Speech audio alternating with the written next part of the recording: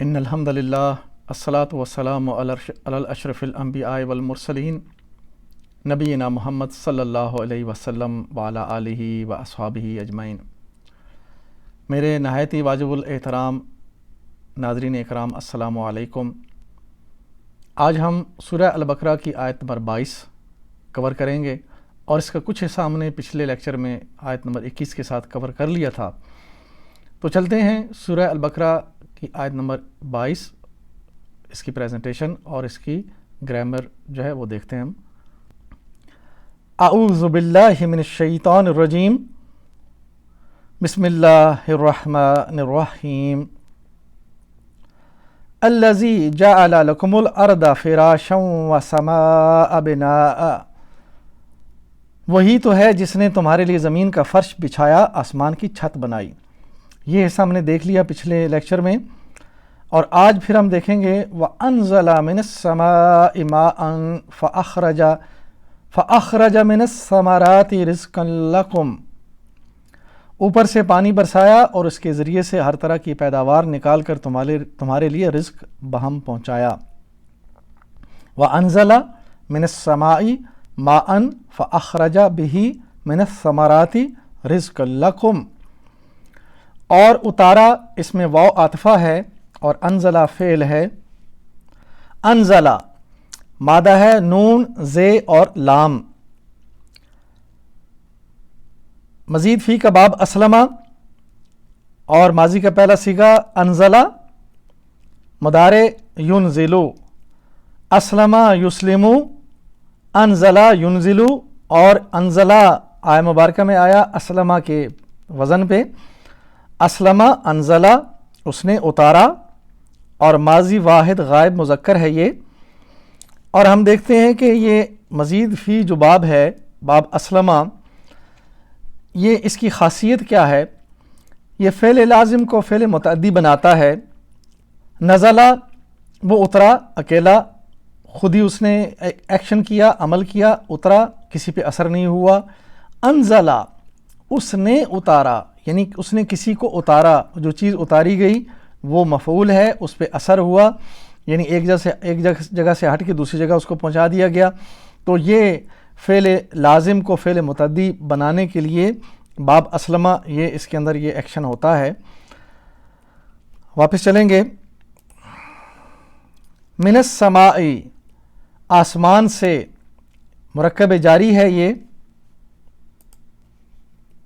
من السماء، من اور سما کا مرکب، اور یہ مرکب جاری، اس کی تعریف۔ من السماء، یہ حروف جارہ کی لسٹ ہے، اور یہ چھٹے نمبر پہ من ہے، یہ اس مثال دی گئی ہے، اور یہاں بھی من السماء ہے۔ السماء جنس کے طور پر یہ مؤنث ہے، اور یہ مؤنث سے سمائی ہے۔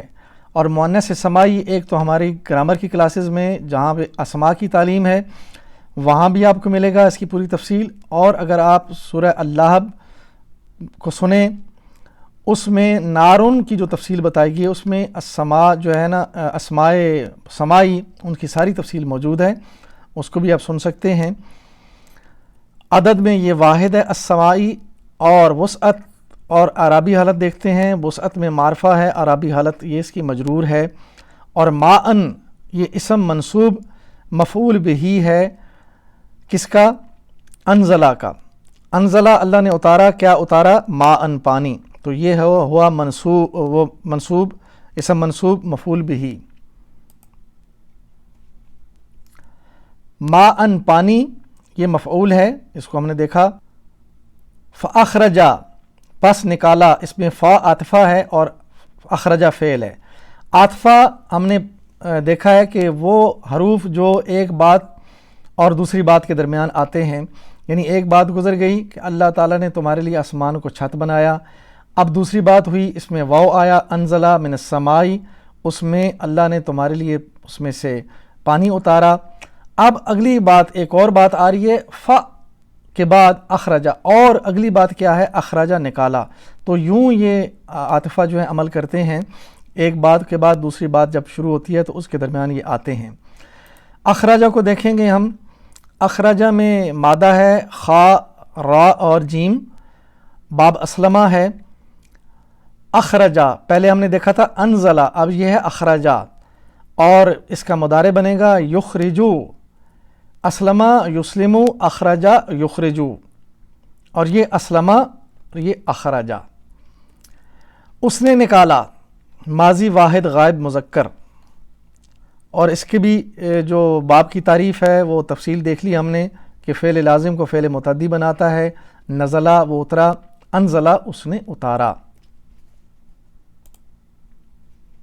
بھی اس سے یہ مرکب جاری ہے، من الثمراتی جار مجرور ہے، اور رزقن یہ مفعول ہے، اور لکم تمہارے لیے یہ مرکب اضافی ہے۔ یہ ساری باتیں اس آگے انشاءاللہ اس میں آئیں گی۔ بھی من الثمراتی، بھی من الثمراتی میں دیکھیں بی اور ہی جب ملے گا تو یہ بھی مرکب جاری ہے، من الثمراتی یہ بھی مرکب جاری ہے، مرکب جاری۔ اور الثمراتی دیکھیں گے جنس میں یہ مؤنث ہے، عدد میں یہ جمع ہے، اور وسط میں یہ معرفہ ہے، اعرابی حالت اس کی مجرور ہے۔ اسی طرح من الثمراتی میں یہ جو متعلق ہے فعل کے متعلق، اور فعل کون سا ہے؟ اخرجا، یعنی جو مرکب جاری ہوتا ہے وہ اپنے فعل سے متعلق بھی ہوتا ہے۔ من الثمراتی پھلوں میں سے کیا؟ اخرجا نکالا اللہ نے، تو یہ اس کے متعلق ہوا۔ اور رزقن جو ہے یہ مفعول بہی ہے اخرجا کا، اخرجا نکالا، کیا چیز نکالی؟ ثمرات میں سے، پھلوں میں سے تمہارا رزق نکالا، تو رزق ہوا مفعول بہی۔ لکم، لا پلس کم جمع جب ملیں گے تمہارے لیے تو یہ مرکب اضافی، یعنی اس میں نسبت ہو رہی ہے تمہارے ساتھ، وہ رزق تمہارے لیے ہے، تو یہ لکم مرکب اضافی بنا۔ واپس جائیں گے آیت کے اگلے حصے پر۔ فَلَا تَجْعَلُوا لِلَّهِ أَنْدَادًا وَأَنْتُمْ تَعْلَمُونَ، پس تم جانتے ہو، یعنی اس بات کو کہ اللہ نے تمہارے لیے سب کچھ کیا، تو دوسروں کو اللہ کا مد مقابل یعنی اس کا شریک نہ ٹھہراؤ۔ فَلَا تَجْعَلُوا لِلَّهِ أَنْدَادًا وَأَنْتُمْ تَعْلَمُونَ، پس یہ حرف عطفہ، اس کی تفصیل میں نے آپ کو بتائی یہ کیسے آتے ہیں اور یہ کس طرح یہ عمل کرتے ہیں۔ لا تجعلوا یہ تم نہ بناؤ، فعل نہیں یعنی وہ ایکشن جس کو کے لیے منع کیا جا رہا ہے کہ تم ایسا مت کرو۔ تجعلوا یہ مادہ ہے، جیم عین اور لام، باب ہے فتحہ، ماضی کا پہلا صیغہ فتحہ کے پیٹرن پہ بنے گا جعلا، اور مضارع کا پہلا صیغہ بنے گا یجعلو، فتح یفتح، اور اس میں یہ امر کے طور پہ آیا ہے، یعنی لا تجعلو، اور عجم امر میں نہیں، یعنی امر ہوگا تو اجعل کرو بناؤ، اور اجعلو جمع کے لیے ہوگا، اور نہیں میں لا تجعل تم اکیلے کے لیے ہوگا لا تجعل تم مت بناؤ، اور جمع کے لیے لا تجعلو تم مت بناؤ۔ یہ لا تفتحو کے وزن پہ ہے، فتح کے پیٹرن پہ۔ لا تجعلو فعل نہیں جمع مذکر، تم سب مت بناؤ۔ للہ یہ مرکب جاری ہے۔ فلا تجعلوا للہ اندادا وانتم تعلمون، للہ میں لی اور اللہ یہ مرکب جاری دونوں مل کر بنتے ہیں، اور اندادن دیکھتے ہیں ہم، یہ اندادن جمع ہے اور اس کا مفرد ہے ند، جنس میں یہ مذکر، عدد میں یہ جمع ہے، اور وسعت میں یہ نکرہ ہے۔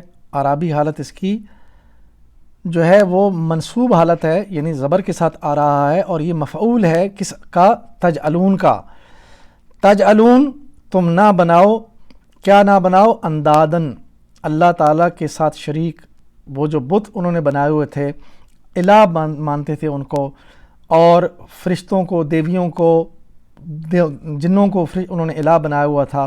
اور آج کے زمانے میں ہم نے کن کو الہ بنایا ہوا ہے، کن سے ہم مرادیں مانگتے ہیں، کن سے ہم جو ہے وہ مدد مانگتے ہیں، اور کن سے ہم دعائیں اور پکارتے ہیں کن کو، یہ دیکھ لیجئے۔ تو اللہ نے دیکھا منع کیا اس سے کہ ایسا مت کرو۔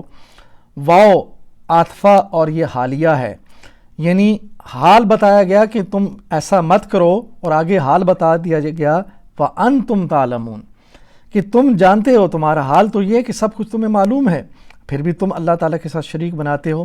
تو حال اور ذوالحال کے درمیان واو عاطفہ کے طور پہ یا ضمیر، یہ دونوں آتے ہیں، یا دونوں مل کے بھی آ سکتے ہیں، یعنی اس کیس میں دونوں مل کر آئے ہوئے ہیں، واو بھی آیا ہوا ہے اور انتم یہ ضمیر بھی آئی ہوئی ہے۔ تعلمون، یہ تعلمون ہے اور یہ فعل مضارع جمع حاضر مذکر خبر کے طور پر، یعنی خبر دی جا رہی ہے حال کی صورت میں کہ تمہارا حال یہ ہے کہ تم جانتے ہو۔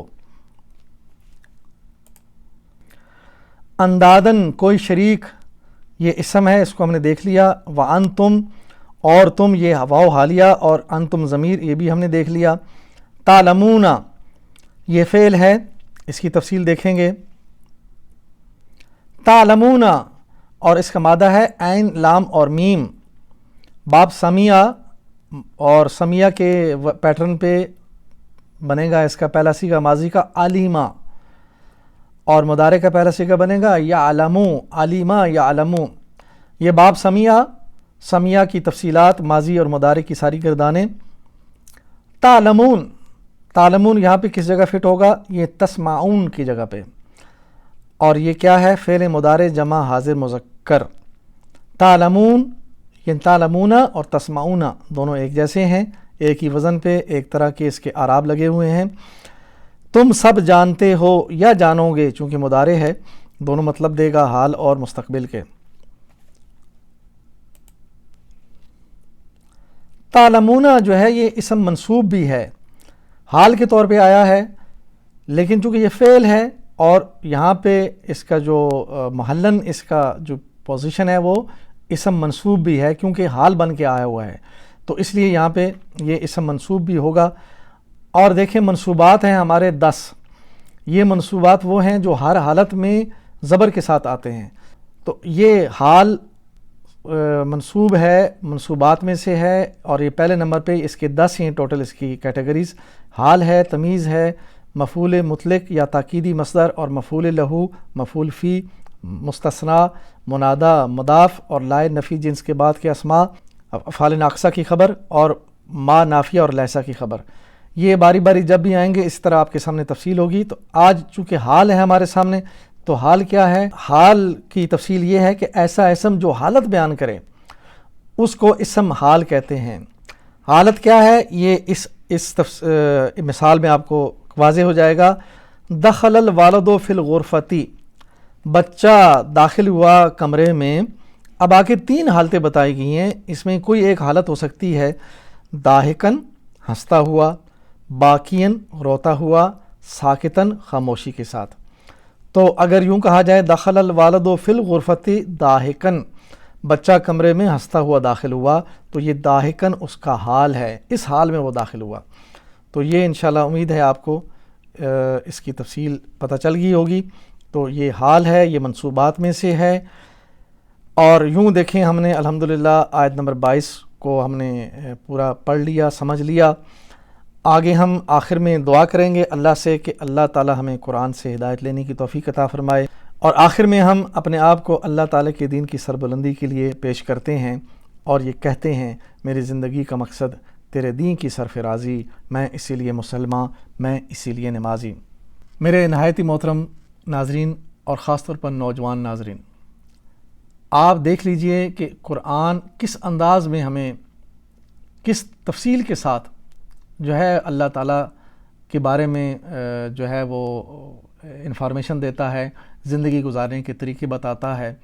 اور اس آیت کا جو سبق ہے کہ تم یہ جانتے ہو کہ زندگی کا جو سارا نظام ہے یہ اللہ نے چلایا ہوا ہے، زندگی کی ساری ضرورتیں اللہ تعالیٰ دینے والا ہے، ہر مشکلات سے اللہ تعالیٰ نکالنے والا ہے، اور ہر مصیبت سے کو اللہ ہی ٹالنے والا ہے، اور مضطرب دلوں کی جو پکار ہے وہ اللہ سنتا ہے۔ تو ہمیں پھر اللہ ہی سے سب کچھ مانگنا ہے۔ یہ سب کچھ تو ہمیں معلوم ہے، لیکن آپ دیکھ لیجئے، ایک تو وہ ہیں جو کافر ہیں، وہ تو اللہ کو نہیں مانتے، وہ تو بالکل ہی باہر ہیں، لیکن مسلمانوں کی حالت کیا ہے کہ وہ بھی غیروں سے مانگتے ہیں، غیروں سے جو ہے وہ اللہ کے غیر سے وہ جو ہے وہ دعائیں مانگتے ہیں، ان سے مرادیں مانتے ہیں، ان سے توقع رکھتے ہیں کہ وہ ان کی پکار کو سنتے ہیں یا ان کو دیکھتے ہیں یا ان کے معاملات کو سنوارتے ہیں، تو یہ دیکھ لیجئے قرآن سے دوری یہ ہے اس کے نتائج۔ اور ہمیں فرقہ بندیوں میں الجھا کے قرآن سے دور کیا گیا ہے، یہ بہت بڑی سازش ہے۔ جو اس کو چلا رہے ہیں فرقہ بندیوں کو، وہ تو غالباً اس بات کو نہیں سمجھیں گے، لیکن جو عوام الناس ہے، جو اپنی آخرت کی فکر کرتے ہوئے جو ہے وہ سارے اعمال ان کو دین سمجھ کے کر رہے ہوتے ہیں، اپنی آخرت سنوارنے کے لیے جو ہے وہ غیروں سے دعائیں مانگ رہے ہوتے ہیں، وہ سمجھیں۔ ان کو سمجھنا ضروری ہے کہ وہ خود قرآن کو جب پڑھیں گے تو پتہ چلے گا کہ یہ معاملات کیسے ہیں اور یہ کتنا بڑا شرک ہے۔ شرک کی کوئی معافی نہیں ہے۔ تو یہ آیت ہمیں بہت بڑا پیغام دیتی ہے کہ تم جانتے ہوئے اللہ تعالیٰ کے ساتھ شرک مت کرو۔ آج کے دور میں ٹیکنالوجی کا دور ہے، انفارمیشن کا دور ہے، ہر چیز آپ کے سامنے ہے، آپ نے خود فیصلہ کرنا ہے، اپنی آخرت آپ کے اپنے ہاتھ میں ہے۔ آپ خود سمجھیں اور سمجھ کے اللہ تعالیٰ کے ساتھ جو معاملات ہیں زندگی کے اور اللہ تعالیٰ کی خوشنودی کے جو معاملات ہیں ان کو قرآن سے سمجھیں، نبی اکرم صلی اللہ علیہ وسلم کی صحیح احادیث سے سمجھیں، آپ کی سیرت کو پڑھیں، صحابہ اکرام نے کس طرح اس دین کو سمجھا، کس طرح اس پہ عمل کیا، اس کو دیکھیں تو پھر انشاءاللہ آپ کو پتہ چلے گا کہ ہمارا معاشرہ کدھر جا رہا ہے اور آج ہمیں قرآن کو سمجھنے کی کیوں ضرورت ہے۔ اللہ سے دعا ہے کہ جو بات ہم نے کی ہے دلوں میں اتر جائے اور لوگ کھڑے ہو جائیں اس دین کو کی سربلندی کے لیے، اپنی صلاحیتیں اس میں لگائیں تاکہ یہ ہمارے لیے آخرت کا توشہ بنے اور ہمارے لیے جنت میں جانے کا باعث بن جائے۔ وآخر دعوانا ان الحمدللہ رب العالمین، الصلاۃ والسلام علی رسول الکریم، جزاکم اللہ خیراً۔